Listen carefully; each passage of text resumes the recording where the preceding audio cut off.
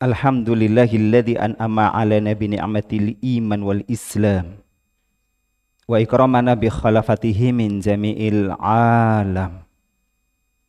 Asyhadu an la ilaha illallah wahdahu la syarikalah wa asyhadu anna Muhammadan abduhu wa rasuluhu la nabiyya ba'dah. Allahumma sholli wa sallim wa barik ala sayyidina Muhammadin wa ala alihi wa ashabihi ajma'in. Amma ba'du. Fa ya ibadallah, usikum wa nafsi bi taqwallaha wa ta'atihi la'alakum tuflihun. Qala Allah Ta'ala fil kitabihil karim, a'udzu billahi minasyaitonir rajim. Hamim wal kitabil mubin. Inna anzalnahu fi lailatul mubarakah. Inna kunna mundirin. Fiha yufraqu kullu amrin hakim. Shadaqallahul azim. Saudaraku sidang Jum'ah yang dirahmati Allah Subhanahu wa taala, bulan Ramadan sebentar lagi tiba. Di dalamnya ada kewajiban saum untuk mencapai derajat takwa. Hal ini Allah tegaskan dalam surah Al-Baqarah ayat 183. A'udzu billahi minasyaitonir rajim. Ya ayyuhalladzina amanu kutiba alaikumussyam kama kutiba alal ladzina min qablikum la'allakum tattaqun.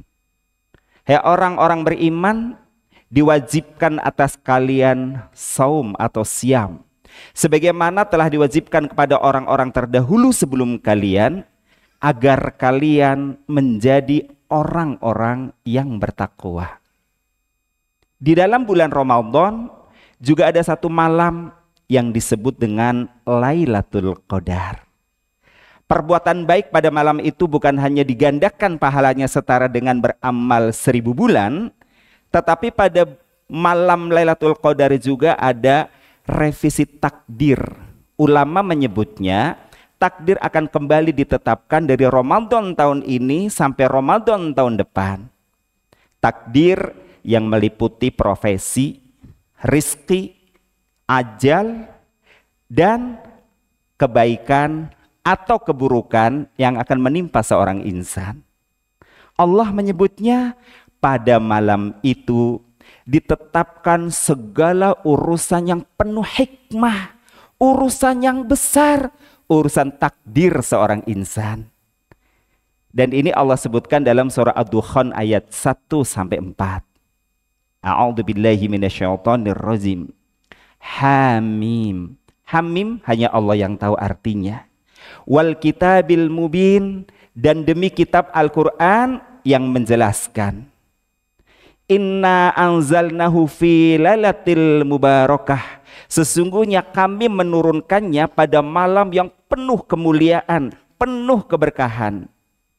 Inna kunna mundirin. Sesungguhnya kamilah yang memberikan peringatan dalam penjelasan kitab ini. Fiha yufraqu kullu amrin hakim. Pada malam itu ditetapkan segala urusan-urusan yang penuh hikmah, urusan-urusan yang besar bagi seorang insan.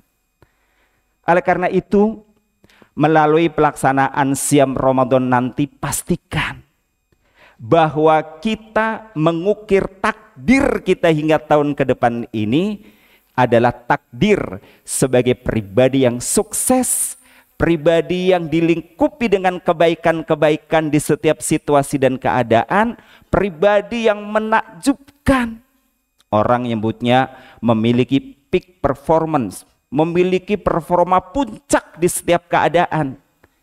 Dan keadaan ini tidak dimiliki kecuali orang mukmin. Sehingga Rasulullah SAW dalam hadis riwayat Muslim, beliau menegaskan, ajab bali amril mu'min, sungguh menakjubkan urusan-urusan orang beriman. Inna amrohu kullahu khair. Segala urusannya itu senantiasa diliputi dengan kebaikan-kebaikan. Ia sukses melewati setiap fase dalam kehidupannya itu. Situasi dan kondisi apapun ia bisa mengatasinya dengan baik. Laisa dzalika ilal mu'min. Tidak ada yang bisa seperti ini keadaannya kecuali bagi orang beriman. In asobatus sara'u syakaro. Jika ia mendapatkan kenikmatan, kesenangan, kebahagiaan, ia bersyukur. Fakana khairolah. Maka itu baik baginya. In asobatu dora'u sobaro. Jika tertimpa musibah, duka nestapa, kesedihan, ia bersabar. Fakana khairolah. Maka itu pun baik baginya. Suka, duka, senang, sedih, memang merupakan gambaran realita dinamika kehidupan. Demikian pun dalam pelaksanaan ibadah saum wajib selama 1 bulan. Pasti ada suka duka di dalamnya. Pasti ada derai air mata dan kebahagiaan di dalamnya. Ada suasana yang mengharu biru. Oleh karenanya, sebagai orang beriman yang akan mengukir takdir kebaikan yang penuh keajaiban ke depan itu, kita bisa mengambil spirit dari pelaksanaan amaliyah siam Ramadan. Sebut saja kita mulai dari niat. Setiap malam Ramadan kita diwajibkan menghadirkan niat untuk melaksanakan saum esok hari. Itu artinya dalam melaksanakan aktivitas kehidupan apapun, hendaknya kita punya goal setting, fokus pada tujuan, itu niat. Sahur misalnya menekankan kepada kita untuk tidak terlena dalam zona nyaman. Kenapa? Sepertiga malam yang terakhir itu jamnya, puncaknya kenikmatan orang tidur nyaman. Tapi dia harus bangun. Kenapa? Sahur. Tidak boleh berhenti di zona nyaman bagi orang mukmin. Mereka ada climber, pendaki untuk mencapai puncak keajaiban dan kesuksesan. Saum mengajarkan itu. Lantas imsak atau saum yang artinya menahan. Kita harus mampu menahan hawa nafsu kita.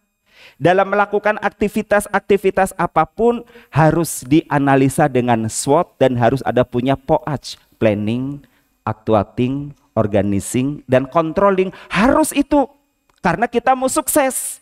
Makanya tahan yang namanya hawa nafsu. Jangan emosional, jangan ger-geran, jangan ikut-ikutan.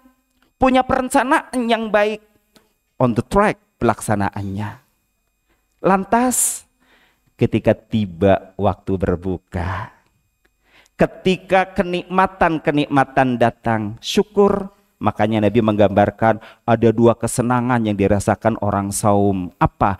Ketika waktu berbuka tiba dan ketika kelak dia melihat wajah Tuhannya di jannah atau di sorga. Lantas dari amaliyah saum yang diiringi dengan sunnah-sunnahnya apalagi? Ada kemudian yang disebut dengan tarwih. Tarwih spiritnya adalah mengajarkan kepada kita untuk senantiasa amar ma'ruf dalam rangka nahi mungkar. Siarkan kebaikan-kebaikan ketika kalian mendapatkan kenikmatan. Jika kalian ditakdirkan menjadi orang kaya, hendaknya kekayaannya digunakan untuk pemberdayaan masyarakat. Jika kalian diberikan kekuasaan, kekuasaan itu harus digunakan untuk menegakkan amar ma'ruf nahi mungkar. Jika kalian diberikan ilmu, jadikan ilmu itu menjadi suluh dalam kehidupan orang banyak, diri, keluarga, dan masyarakatnya. Maka malam-malam Ramadan pun disunahkan tadarus Al-Quran. Itu artinya apa? Situasi dan kondisi apapun dalam capaian sukses kalian, jangan pernah lepas dari Al-Quran. Karena kesuksesan kalian bertolak dari sana. Dan inilah yang telah ditempuh, dirasakan dan dijalankan oleh seorang wanita yang bernama Ibu Nur. Ketika muda sampai berumah tangga dan punya anak 2, beliau hanyalah seorang staf rendahan pada sebuah pabrik bedak. Tapi karena tuntutan keluarga harus mendampingi anak, beliau keluar. Sebagai wanita yang desa kerja punya uang sendiri, katanya kalau keluar dari kerjaan itu pasti sedih. Ada perasaan sakit. Kenapa? Tiba-tiba bergantung pada suami. Ada rasa gengsi untuk minta uang sama suami, padahal itu mungkin hak seorang istri. Nah, tapi karena beliau tidak mau berhenti di zona nyaman dan terpuruk dalam kesedihan, sesuai hadis di atas tadi, jika mendapat musibah ia bersabar, namun ia bangkit, dia menjadi climber, dia menetapkan tujuannya bahwa hidup bukan sekedar hidup, tapi hidup harus bermanfaat untuk sebanyak-banyak masyarakat. Maka beliau coba-coba memproduksi bedak sederhana. Kemudian ditester kepada teman-temannya di majelis taklim. Singkat cerita, produknya diterima oleh pasar. Dalam waktu yang singkat, katakanlah terjadi awal beliau keluar tahun 90-an, hari ini tahun 2025 Masehi, perusahaannya berkembang pesat. Asetnya tidak kurang dari 24 triliun rupiah. Dan dengan kekayaannya itu beliau pemberdayaan 1.000 manusia Indonesia ditarik untuk berkarya bersama di perusahaannya. Amar ma'ruf nahi mungkar ditegakkan, bagaimana kesejahteraan dijamin, spiritual motivation diberikan. Taklim itu wajib bagi karyawannya.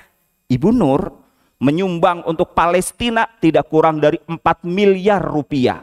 Ketika bencana terjadi di tanah air, menyumbang gempa, banjir dan lain sebagainya tidak kurang dari 1 miliar rupiah. Sumbangannya nilainya bukan jekti lagi, tapi sudah em-eman. Ibu Nur, pribadi yang telah mengukir takdir baiknya dengan konsentrasi pada tujuan, fokus on the track pada POAC-nya, lantas ia pun berbagi kenikmatan.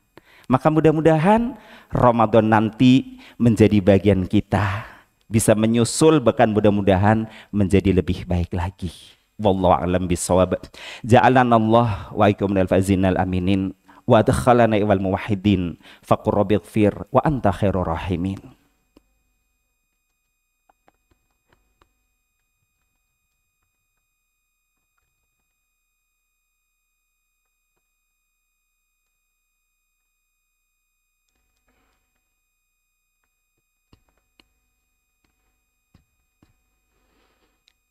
Innal hamdalillahilladzi arsala rasulahu bil huda wa dinil haqq liyudhhirahu 'ala ad-dini kullihi wa kafa billahi shahida.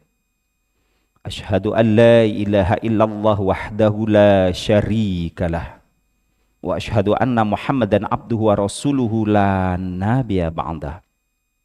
Allahumma shalli wa sallim wa barik ala sayyidina Muhammadin wa ala alihi wa ashabi ajma'in. Amma ba'du. Fa ya ibadallah, usikum wa nafsi bitaqwallaha wa ta'atihi la'alakum tuflihun. Qala Allah Ta'ala fil kitabihil karim, a'udzu billahi minasyaitonir rajim. Ya ayyuhalladzina amanu kutiba alaikumus syiyam kama kutiba alal ladzina min qablikum la'allakum tattaqun. Sadaqallahul azim. Innallaha wa malaikatahu yusholluna 'alan nabi. Ya ayyuhalladzina amanu shollu 'alaihi wasallimu taslima. Allahumma sholli 'ala sayyidina Muhammadin wa 'ala alihi wa ashabihi ajma'in. Allahumma ighfir lil muslimina wal muslimat wal mu'minina wal mu'minat al ahya'i minhum wal amwat innaka sami'un qaribu mujibu da'wat ya qadiyal hajat. Rabbana dhalamna anfusana wa illam taghfir lana wa tarhamna lanakunanna minal khasirin. Rabbana ighfir lana wa liwalidina warhamhuma kama rabbawna shighara. Rabbana hab lana min azwajina wa dhurriyyatina qurrata a'yun waj'alna lil muttaqina imama. Rabbana afri alaina sabra wa thabbit aqdamana wansurna 'alal qaumil kafirin. Allahumma ansuril Islam wal muslimin wa adil syirka wal musyrikin. Allahumma ansur mujahidin fi kulli makan wa fi kulli zaman.